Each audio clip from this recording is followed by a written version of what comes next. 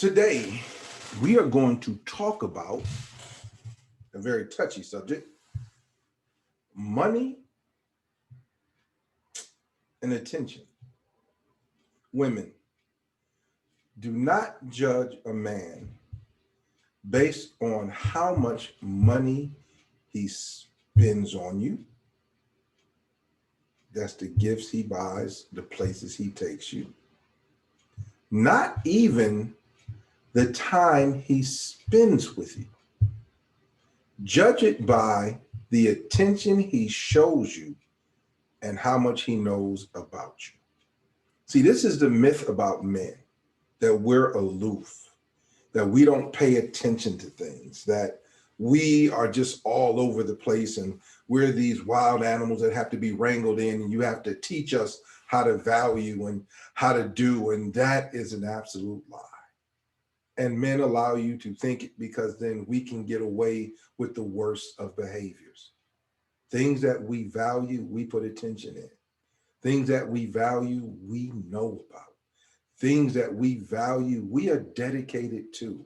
If you look at the world, you have men who work out 8-9 hours a day to try to reach a spot in a professional team that only one in a couple of million get to. We dedicate ourselves to careers, all kind of careers, whether it be music, science, or whatever. You find people, you even got nerdy dudes who will spend 40 hours a week playing Dungeons and Dragons and other games.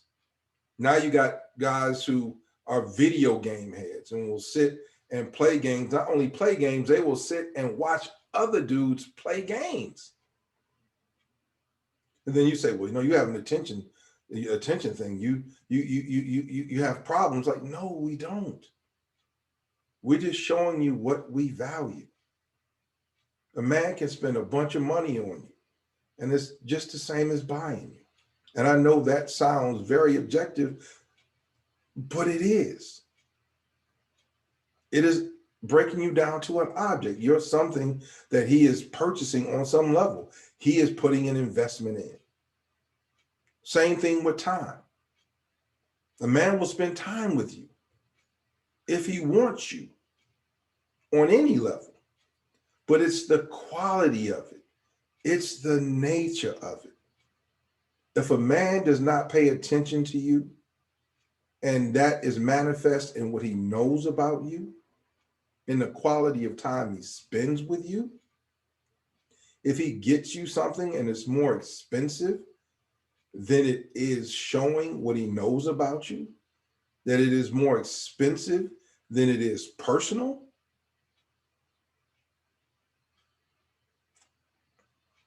you might want to watch that. Now, don't get me wrong. Like I said, there's no 100%. There are some men who are not skilled at showing their emotions, are not skilled at being vulnerable, so they make up for it with big gestures. But again, that still becomes a problem because now you're going to have an emotionally unavailable man who's expressing emotions through objects who you're going to want to get close to, and the closer you want to get to him, the more he's going to buy you. And at one point, that's going to become a problem because you're going to desire closeness that he thinks exists because he has bought it. So either way, you end up losing in the long run because either you get a man that's absolutely uninvolved or a man who doesn't know how to be involved. So you want to see a man, be with a man who gives you attention, and that attention is manifest by what they know about you and what they show you and what they give of themselves. Because we will give of ourselves in a quality manner for what we value. So be wary of a man who buys you a lot, who gives you a lot, who spends time with you, but does not pay attention to you, cannot tell you about yourself, doesn't know simple things like your favorite color, your favorite food, your favorite song, and even not your favorite, what you like, what you don't like, who doesn't show any insight, who tends to stumble over himself during times of intimacy or tumult because they don't know who they're dealing with. And then you question, like, how can he not know that? Why wouldn't he know that? Now, in some cases, it's because you didn't tell him. But in cases where you did tell him, in cases where you did make it clear, it's because he wasn't paying attention. And understand, paying attention is different than just spending time. Paying attention is quality time. So yeah, I know the Bibles are nice. I know buying things for you is great and you like to get gifts, and everybody likes to get gifts. I like to get gifts. And everybody likes to spend time with people, and especially if you're attracted to them.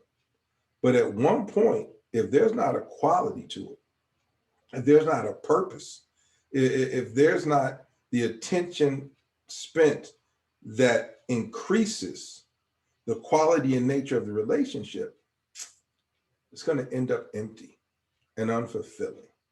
And then you're going to be stuck because you've invested all this time, all this effort, and all this emotion into something that is not fulfilling. So yeah, be wary of the money. Be wary of the time. Look for attention. Look for understanding. Look for someone who knows you and who is putting in quality time that is manifest in how they talk to you, how they spend time with you, and what they get you.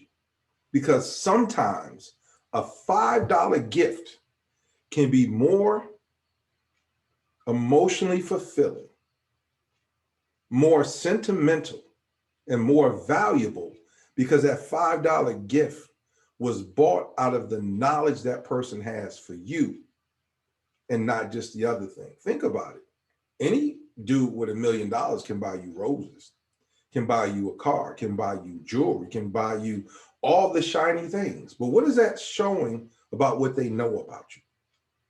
What is that showing about the insight they have about what makes you happy? And I don't mean generally because, again, most people like shiny stuff.